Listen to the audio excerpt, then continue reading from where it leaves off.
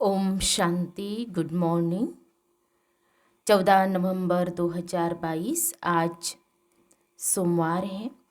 आज की मुरली में प्यारे बाबा ने हम बच्चों से कहा है कि बच्चे, तुम्हें गीता का भगवान श्री कृष्ण नहीं परंतु निराकार परम पिता परमात्मा शिव बाबा है, यह सबको बताना है।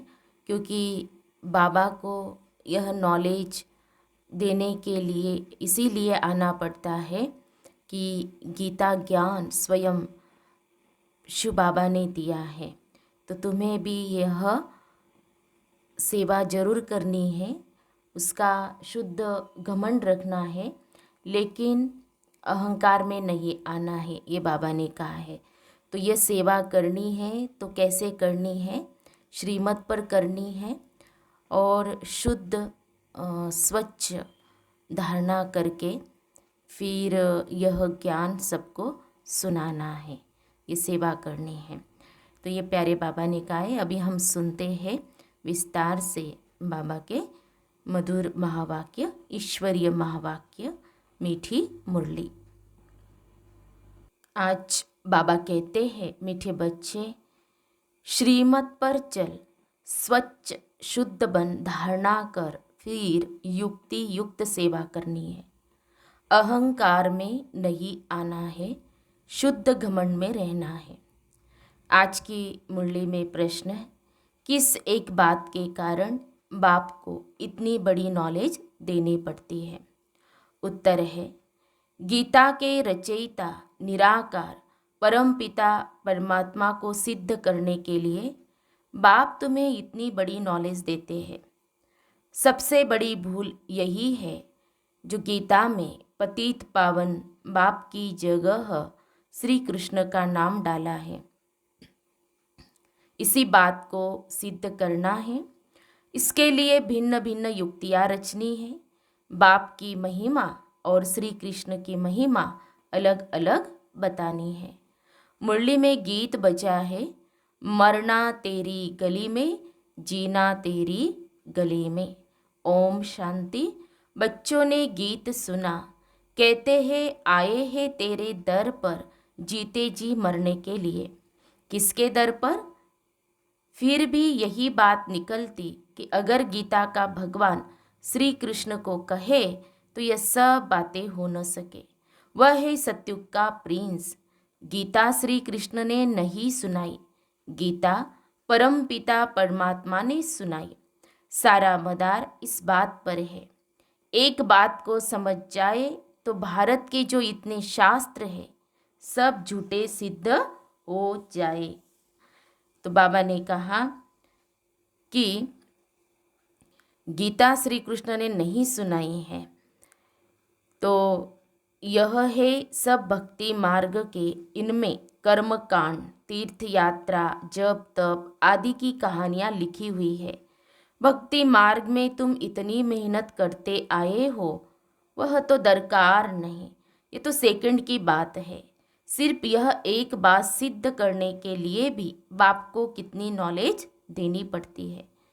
प्राचीन नॉलेज जो भगवान ने ही दी है वही नॉलेज है। सारी बात गीता पर है। परम पिता परमात्मा ने ही आकर देवी देवता धर्म की स्थापना, अर्थ, सहेज राजयोग और ज्ञान सिखलाया है, जो अब प्रायलोप है। मनुष्य समझते हैं श्री कृष्ण फिर आकर गीता सुनाएगा, परंतु अब तुमको यह अच्छी तरह सिद्ध करना है कि गीता परमपिता परमात्मा ने, जो ज्ञान का सागर है, उसने सुनाई है। श्री कृष्ण की महिमा और परमपिता परमात्मा की महिमा अलग अलग है। वह है सत्युग का प्रिंस, जिसने सहेज राजयोग से राज्य भाग्य पाया है। पढ़ते समय नाम रूप और है, फिर जब राज्य पाया है तब और है। पहले पतित है फिर पावन बना है, यह सिद्ध कर बताना है। पतित पावन श्री कृष्ण को कभी नहीं कहेंगे।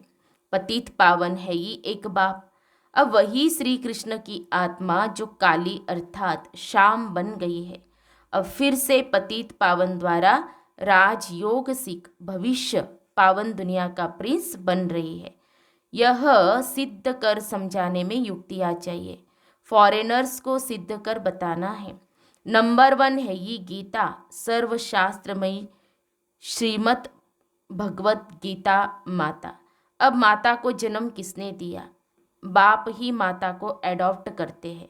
ऐसे नहीं कहेंगे कि क्राइस्ट ने बाइबल को एडॉप्ट किया। क्राइस्ट ने जो शिक्षा दी उनका बाइबल बनाकर पढ़ते रहते हैं।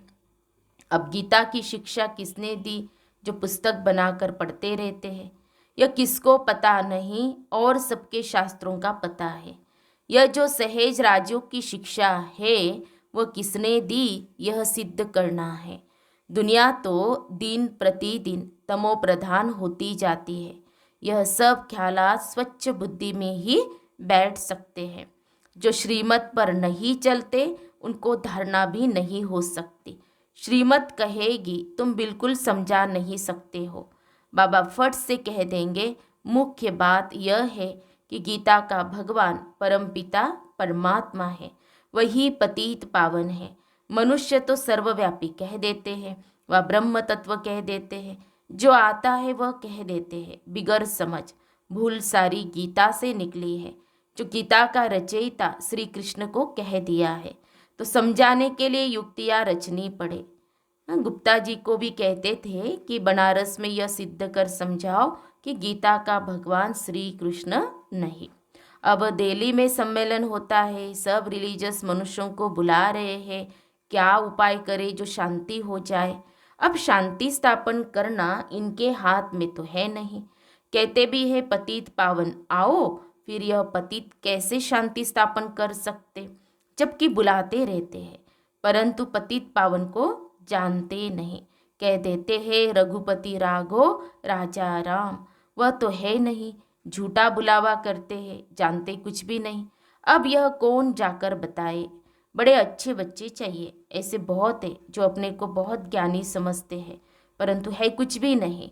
मिसाल है चूहे को मिली हल्दी की गांठ, तो बाबा ने ये उदाहरण दिया। नंबरवार है सभी, इसमें बड़ी युक्ति चाहिए जिससे सिद्ध हो जाए गीता भगवान ने रची है। वह कह देते कोई भी हो, है तो सब भगवान। बाबा कहते हैं भगवान उवाच, मैं उस श्री कृष्ण की आत्मा जो 84 जन्म पूरे कर अंतिम जन्म में है, उनको एडॉप्ट कर ब्रह्मा बनाए, उन द्वारा गीता ज्ञान देता हो। वह ब्रह्मा फिर इस सहज राजयोग से फर्स्ट प्रिंस सत्युग का बन जाता है। यह समझानी और कोई की बुद्धि में नहीं है। तुम बच्चों में भी यथार्थ रीति अभी वह शुद्ध घमंड आया नहीं है। इतनी प्रदर्शनी आदि करते हैं, अजुन सिद्ध नहीं करते। पहले यह भूल सिद्ध कर बतानी है कि श्रीमद् भगवत गीता है सब शास्त्रों की माई बाप। उसका रचयिता कौन था? जैसे क्राइस्ट ने बाइबल को जन्म दिया, वह है क्रिश्चियन धर्म का शास्त्र। अच्छा, बाइबल का बाप कौन? क्राइस्ट। उनको माई बाप नहीं कहेंगे। मदर की तो वह बात नहीं, यह तो यहाँ माता पिता है। क्रिश्चियन ने रीस की है श्री कृष्ण के धर्म से, वह क्राइस्ट को मानने वाले हैं। अब गीता किसने सुनाई? उससे कौन सा धर्म स्थापन हुआ यह कोई नहीं जानते। कभी नहीं कहते कि पतित पावन परम पिता परमात्मा ने यज्ञ रचा। गोले के चित्र से समझ सकेंगे कि बरोबर परम पिता परमात्मा ने ज्ञान दिया है। राधे कृष्ण तो सतयुग में बैठे हैं, उन्होंने अपने को ज्ञान नहीं दिया। ज्ञान देने वाला दूसरा चाहिए, कोई ने तो उसको पास कराया होगा ना। यह राजाई प्राप्त करने का ज्ञान किसने दिया? किस्मत आपे ही तो नहीं बनती, किस्मत बनाने वाला बाप या टीचर होता है। गुरु तो गति देते, परंतु गति सद्गति का भी कोई अर्थ नहीं समझते। सद्गति प्रवृत्ति मार्ग वालों की होती है। गति माना सब बाप के पास जाते हैं, यह बातें कोई समझते नहीं है। वह तो भक्ति के बड़े बड़े दुकान खोल बैठे हैं। सच्चे ज्ञान का एक भी दुकान नहीं, सब है भक्ति के। बाप कहते हैं यह वेद शास्त्र आदि सब भक्ति मार्ग की सामग्री है। यह जप तप आदि करने से मैं नहीं मिलता हूँ, मैं तो बच्चों को ज्ञान देकर पावन बनाता हूँ। सारे सृष्टि की सद्गति करता हूँ। वाया गति में जाकर सद्गति में आना है। सब तो सतयुग में नहीं आएंगे, यह ड्रामा बना हुआ है। जो कल्प पहले तुमको सिखाया था, जो चित्र बनाए थे, वह अब भी बनवा रहे हैं। यह जो बड़ी भूल है वह सिद्ध हो जाए, फिर युक्ति से चित्र बनाएंगे। कहते हैं 3 धर्मों की टांगों पर सृष्टि खड़ी है। एक देवता धर्म की टांग टूटी हुई है, इसीलिए हिलती रहती है। पहले एक टांग पर सृष्टि बड़ी फर्स्ट क्लास रहती। एक ही धर्म था जिसको अद्वैत राज्य कहा जाता है। फिर वह एक टांग गुम हो 3 टांगे निकली है, जिसमें कुछ भी ताकत नहीं रहती। आपस में ही लड़ाई झगड़ा चलता रहता है। धनी को जानते ही नहीं, निधन के बन पड़े हैं। समझाने की बड़ी युक्ति चाहिए। प्रदर्शनी में भी मुख्य यह बात समझानी है कि गीता का भगवान श्री कृष्ण नहीं, परमपिता परमात्मा है, जिसका बर्थ प्लेस भारत है। श्री कृष्ण है साकार, वह है निराकार। उनकी महिमा अलग है। ऐसे युक्ति से कार्टून बनाना चाहिए जो सिद्ध हो जाए कि गीता परमात्मा ने गाई और श्री कृष्ण को ऐसा बनाया। कहते हैं ब्रह्मा का दिन ज्ञान और ब्रह्मा की रात भक्ति। अभी है रात। सतयुग स्थापन करने वाला कौन? ब्रह्मा आया कहाँ से? सूक्ष्म वतन में भी कहाँ से आया? प्रजापिता ब्रह्मा को परमात्मा एडॉप्ट करते हैं। परम पिता परमात्मा ही पहले पहले सूक्ष्म सृष्टि रचते हैं। वहाँ ब्रह्मा दिखाते हैं, वहाँ प्रजापिता होता नहीं। प्रजापिता ब्रह्मा कहाँ से आया, यह बातें कोई समझ न सके। श्री कृष्ण के अंतिम जन्म में इनको परम पिता परमात्मा ने अपना रथ बनाया है। यह किसकी बुद्धि में नहीं है। यह बड़ा भारी क्लास है। टीचर जानते हैं यह स्टूडेंट कौन सा है, तो क्या बाप नहीं समझते होंगे? यह बेहद के बाप का बेहद का क्लास है। यहाँ की बात ही निराली है। शास्त्रों में प्रलय दिखाकर रोला कर दिया है। तुम जानते हो श्री कृष्ण ने गीता नहीं सुनाई, उसने तो गीता का ज्ञान सुनकर राज्य पद पाया है। तुमको सिद्ध कर बताना है गीता का भगवान निराकार शिव है, उनके गुण यह है। इस भूल के कारण ही भारत कौड़ी जैसा बना है। अभी परमपिता परमात्मा ने ज्ञान का कलश माताओं पर रखा है। माताएं ही स्वर्ग का द्वार खोलती है।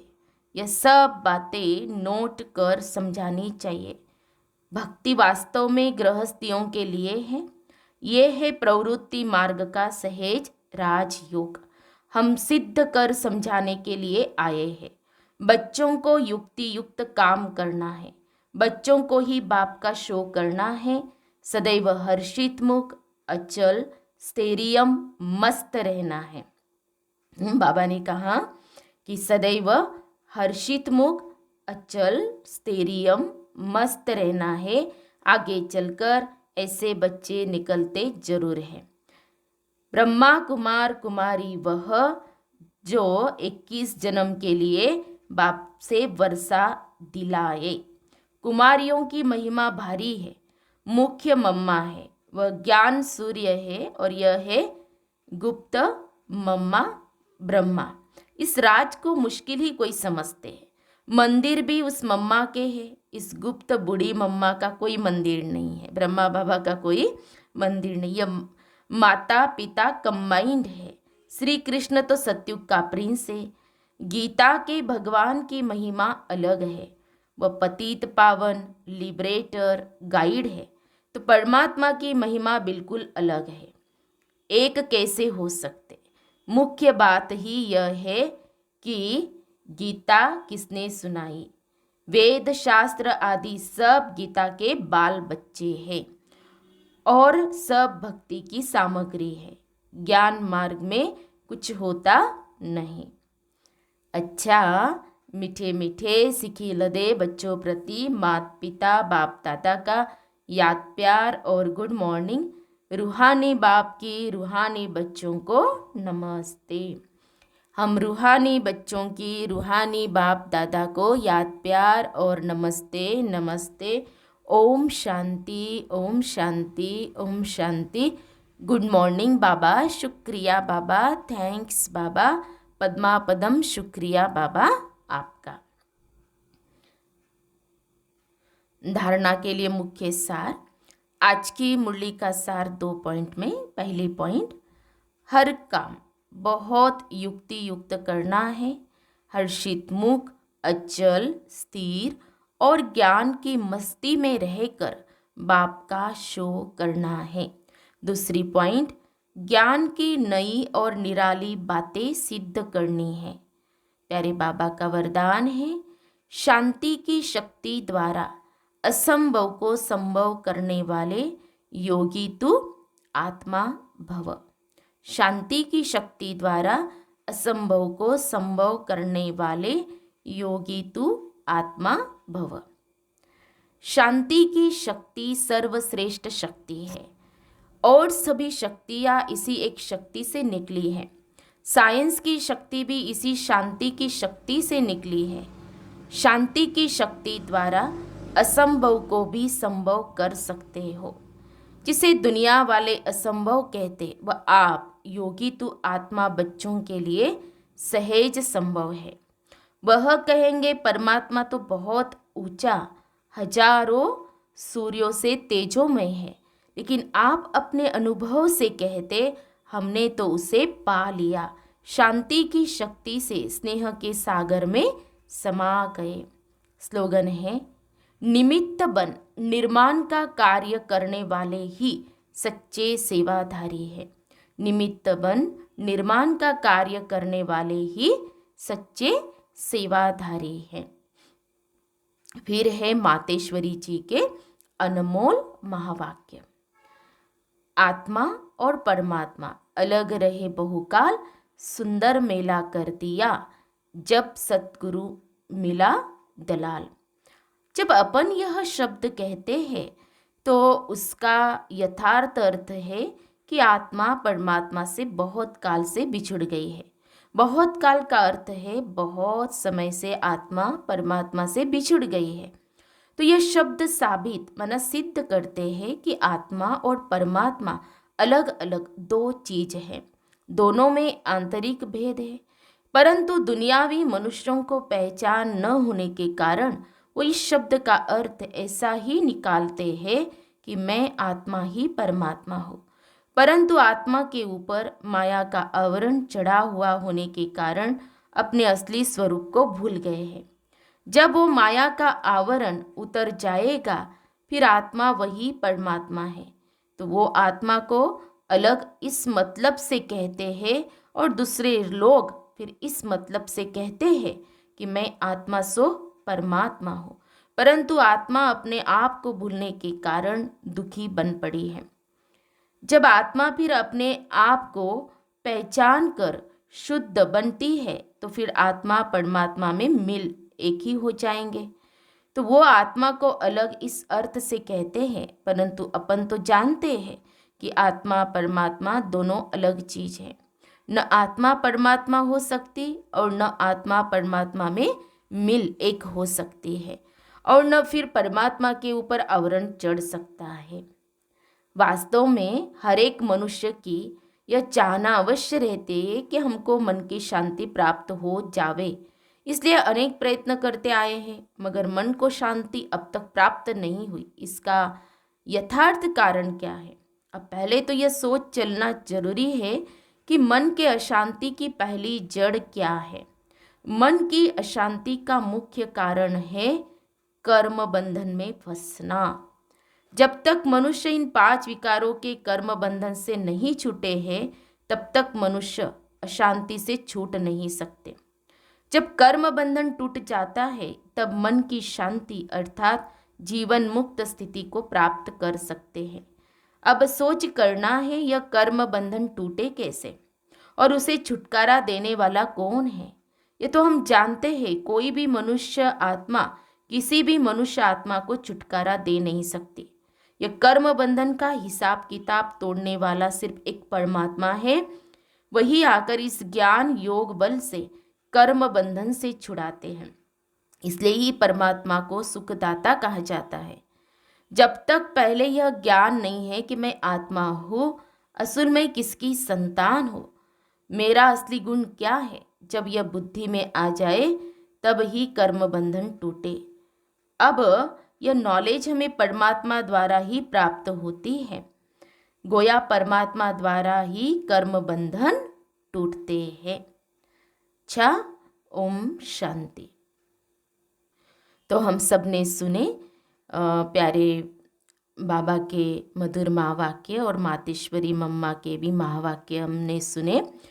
तो मुरली के अंदर यही अटेंशन हम बच्चों को दिलाया है कि बच्चे, तुम्हें सेवा करनी है निमित्त बन कर के, और निरहंकारी बन कर के सेवा करनी है।